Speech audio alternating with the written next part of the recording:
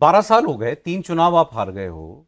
ऐसे हमने ऐसे कांग्रेस पार्टी को खुश होते ये समझते कि बस हमारा मौका आ ही गया, ऐसा कई बार देखा है भाई। वो पिछली बार वाला वो 99 वाला जोश के साथ जो खुशी मनाई जा रही थी वो भी सबको याद है ना। तो आज भी वो वही सोच रहे हैं कि हमारा मौका तो आ ही गया, आर मोमेंट हैज अराइव्ड। ऐसा है कुछ? मुझे लग रहा है कि राहुल गांधी की एक स्पीच को आपने गलत तरीके से पढ़ा है शायद। मैं जो समझा, उन्होंने कहा कि मैं प्रधानमंत्री को अपने तरीके बना दूंगा, पागल नहीं बना दूंगा, मैं अपने तरीका बना दूंगा। वो वर्ड किए थे, आप उसको पागलपन की लाइन आप साबित करना चाहते हैं कि राहुल गांधी ने ये किया। पहली बात है। दूसरी बात है कि देखिए, जब रांची में मैं पढ़ा लिखा हूँ, सब कुछ हूँ, वहाँ पे बड़ा एक सेंटर है पागल खानों का, तो वहाँ पे हम लोगों का कॉलेज गया था घूमने के लिए। जब उसके अंदर गए थे तो बहुत सारे ऐसे पागल थे जो अलग अलग तरीके से एक्टिंग कर रहे थे। तो जो हम लोग के डायरेक्टर जो उस समय के थे, उन्होंने कहा कि आप रिएक्ट मत करना, क्योंकि पागल के साथ रिएक्ट करोगे तो वो पागलपन की तरह जवाब देगा और आपको यही साबित करना कि मैं पागल नहीं हूं। तो प्रधानमंत्री के लिए आज सबसे बड़ा चीज ये होगा कि वो उनके ऊपर रिएक्ट न कर एकदम शांतिपूर्वक चीजों को दे। वोटर रिएक्ट करेगा, वोटर रिएक्ट करेगा। दूसरी बात है कि राहुल गांधी ने एक तो बीड़ा उठा लिया है कि कांग्रेस को मैंने समाप्त कर दिया हूं, अब विपक्ष बाकी है। वो विपक्ष को पूरी तरह से समाप्त करने के कगार पे लेकर चले गए। अभी उत्तर प्रदेश का चुनाव है, अखिलेश यादव को निपटाएंगे, कहेंगे बहुत बड़े नेता बन रहे हैं, अब आ जाओ औकात में। बिहार में उन्होंने कर लिया, बंगाल में उन्होंने कर लिया, अब जो बचा खुचा है वो उत्तर प्रदेश में वो निभाएंगे। कहने का बेसिस है आपके पास? एकदम बेसिस है। अब देखिए, पूरे उत्तर प्रदेश में आज के डेट में भारतीय जनता पार्टी का जो पिछला रिकॉर्ड है, जो पिछले 2 इलेक्शन जीते हैं और तीसरे की तरफ जा रहे हैं, और जिस तरीके से पॉपुलैरिटी रेट दिख रही है अखिलेश और योगी आदित्यनाथ की, उसके वोटरों के ऊपर आप इस तरह से कमेंट करेंगे तो वो ज्यादा रिएक्ट करेंगे। यदि उनके अंदर सरकार के प्रति निगेटिविटी बनी होगी या कोई नाराजगी होगी, उसको भूल जाएंगे, वो फिर बैक होंगे वो भारतीय जनता पार्टी के, और एग्रेसिव होकर पोल करेंगे कि अरे ये आदमी के बारे में हमने थोड़ा सा अच्छा समझा था, लेकिन ये अच्छा ही नहीं है इसके अंदर।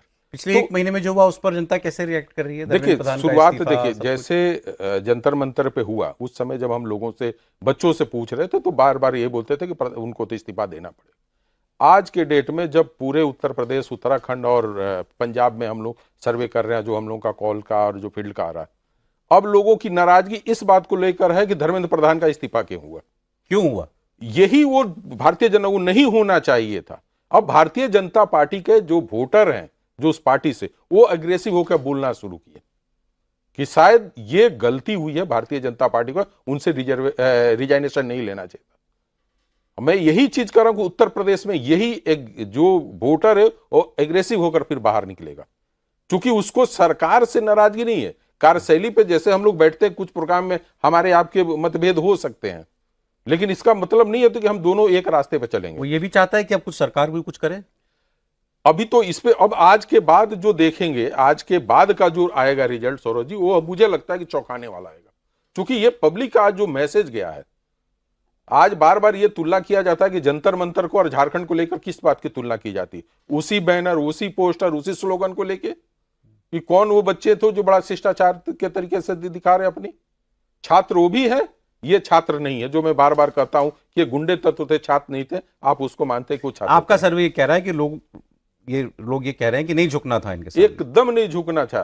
भारतीय जनता पार्टी का वोटर को लगता है कि आज के डेट में यदि धर्मेंद्र प्रधान का इस्तीफा हुआ है तो हमारे और पार्टी के लिए नुकसानदेह है, इनको रखना चाहिए था और इनको ऐसी जवाब देना चाहिए। अब क्या चाह रहा होगा सर वो आगे? अब ये जो बातें शब्द ये सब इतना नहीं याद रख, कितना लोगों तक जाएंगे और कितना याद रखेंगे, ये तो याद रखा जाएगा ना कि जंतर मंतर हुआ था, इस्तीफा हुआ था, पार्लियामेंट के बाद क्या क्या पार्लियामेंट में कहा गया, पार्लियामेंट के बाहर क्या क्या कहा गया था, वो सब तो याद रखा जाएगा।